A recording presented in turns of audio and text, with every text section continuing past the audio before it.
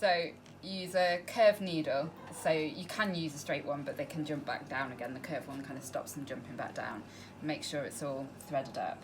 And then you get it spinning. This will obviously go wrong because I'm trying to show you. And then just hold your needle in and they start jumping up your needle, and then you can just push them down. So it's a really quick way of stringing beads, and when you're not being filmed it's really quick and straightforward. But obviously, like anything, if you stick a camera in my face I become even clumsier.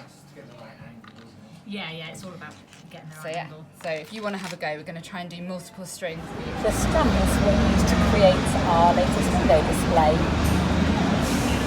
So really, really handy for threading lots of beads quickly. And that forms part of our new window display, advertising the fact we now have a little temple cafe inside the shop.